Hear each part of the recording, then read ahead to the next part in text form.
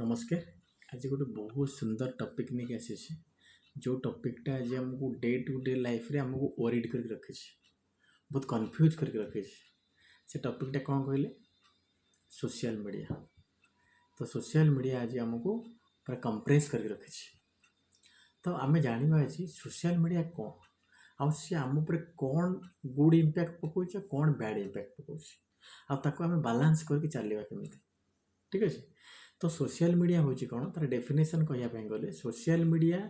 Our website and applications that facilitate communication interaction and informations sharing among user through online networks and communities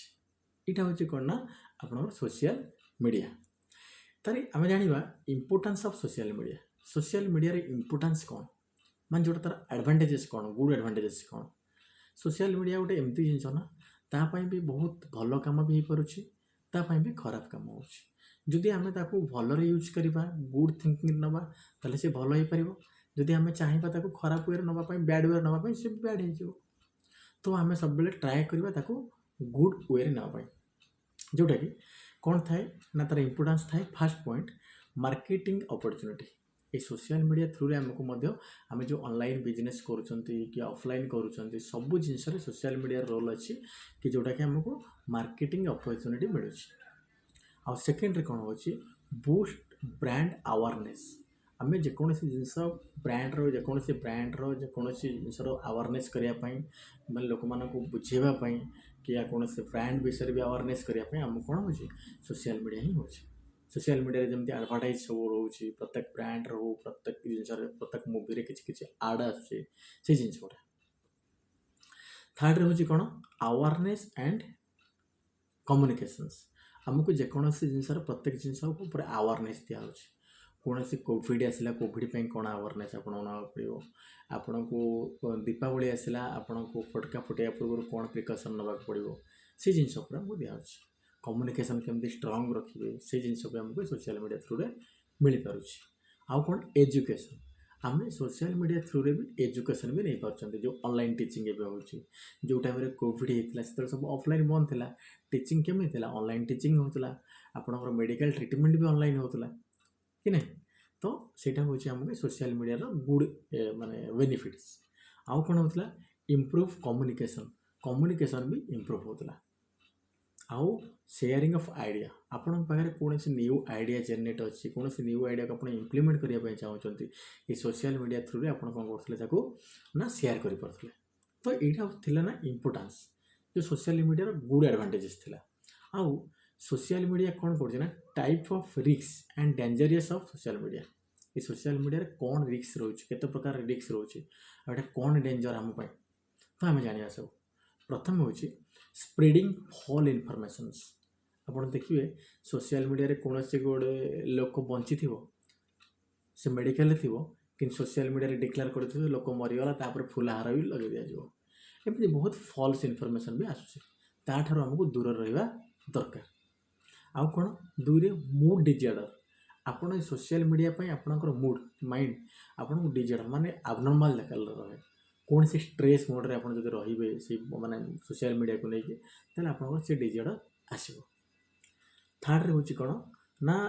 social media addictions जेकोसी जिन सब addiction सब आसूँ कहली ना जेकोसी movie हो कौन serial हो जो एडिक्शन सब माने आसूँ से एडिक्शन गुड़ा भी आम उपर बैड इम्पैक्ट पकाउे। नेक्स्ट कौन हो आपणकर इम्पैक्ट ऑन मेंटल हेल्थ आपणकर मेंटल उपर भी कंप्रेस बैड इम्पैक्ट पकाउे। हर टाइम आप कंटिन्यूअसली मोबाइल देखुंत आपड़ जो बेड को जाऊँच आपणकर गुड नाइट हम ना मोबाइल भी गुड नाइट हम आपड़ शोबे 12टा बेले मतलब मोबाइल भी शोबे 12टा बेले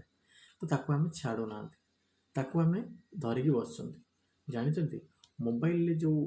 रेटा रहे ना से बहुत पावरफुल आ से इम्पैक्ट आपको केत जना पड़े आप जो आखि पाखे रखिए जो स्लीप मोड्रे रही थे आखि पाखे मोबाइल की धरिक देखुए ना तार बैड इम्पैक्ट बेसी पड़े आम मेंटल उपर। आउ गोटे कौन हुए जिते मोबाइल आप फिल करेंगे जिते मोबाइल चार्ज 10% टू 20% आसे आप कथा हाँ टाइम देखिए आप कान आउ मेमोरी ब्रेन ना आपको गोटे एबनॉर्मल फिल हुए तो सेई टाइम रे कौन हुए ना ता रेडिएशनटा बढ़ी जाए। तो सो आमे मोबाइल को 10 और 20% रे केबे कथा हवा नाही। आउ आमे बेड को सोया पूर्व जीवा पूर्व ट्राए करिवा 2 आवर 3 आवर बिफोर मोबाइल को आमठू आम निज पाखरु मैक्सिमम 2 to 3 मीटर डिस्टेंस रखिबा निहाती दरकार। आउ कोन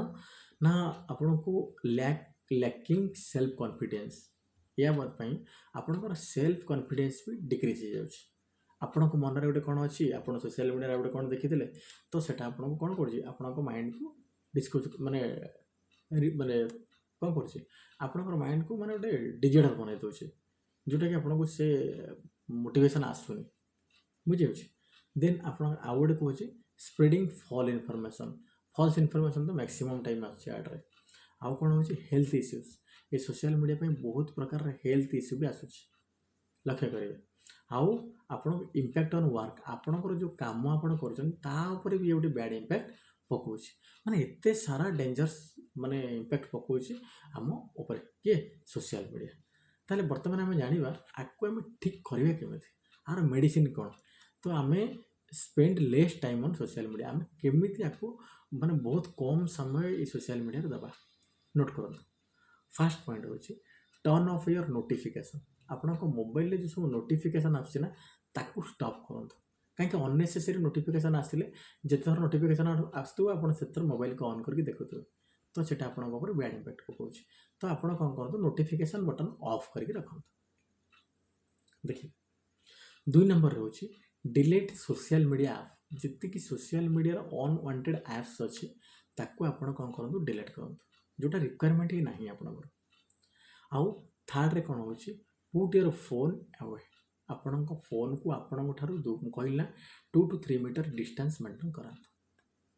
आप सेलफोन से दूर रखु।